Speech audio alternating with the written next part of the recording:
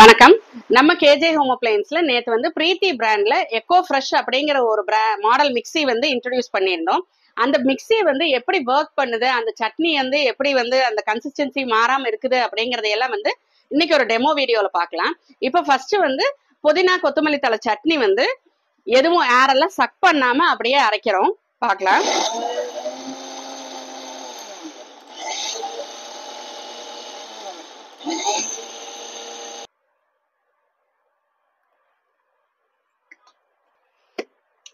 சட்னி எவ்வளவு சூப்பரா அரைச்சிருச்சு பாருங்க. இப்ப இதை எடுத்து நான் வந்து ஒரு கண்டெய்னர்ல தனியா ஸ்டோர் பண்ணி வச்சுக்கிறேன்.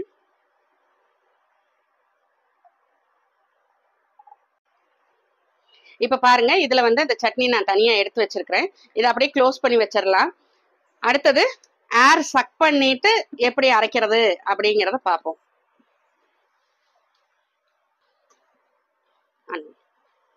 இப்ப வந்து இந்த பம்ப் மேல வச்சு இந்த ஏரை வந்து எல்லாம் சக் பண்ணிக்கிறோம். சக் பண்ணிட்டு அதுக்கப்புறமா வந்து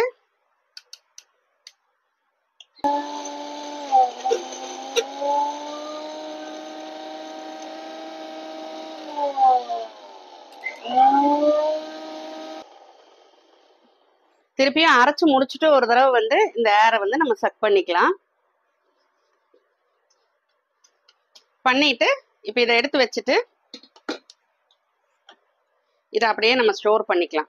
வச்சு இந்த சட்னி எப்படி இருக்குதுன்னு பார்க்கலாம். இப்ப டைம் வந்து 10:50 சாட்டர்டே மார்னிங். ஒரு 3 o'clock அந்த மாதிரி வந்து இந்த சட்னி எப்படி இருக்குது அப்படிங்கிறத ரெண்டையும் நம்ம ஓபன் பண்ணி பார்க்கலாம். அடுத்தது ஆப்பிள் ஜூஸ் போடலாம்.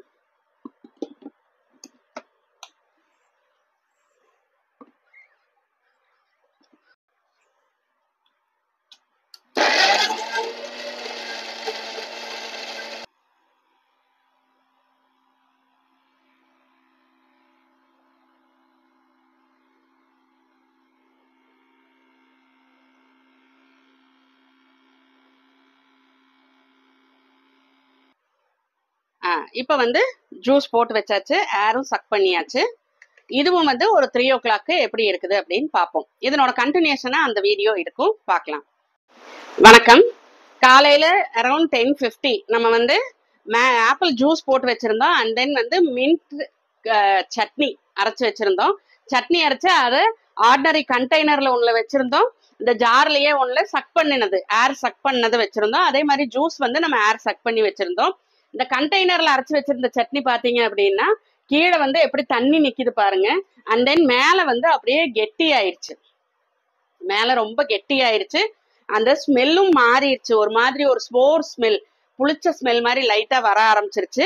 பட் இதுல அரைச்ச சட்னி பாத்தீங்க, இதுல ஸ்டோர் பண்ணது பாத்தீங்க அப்படின்னா அப்படியே ஃப்ரெஷ்ஷா இருக்கு.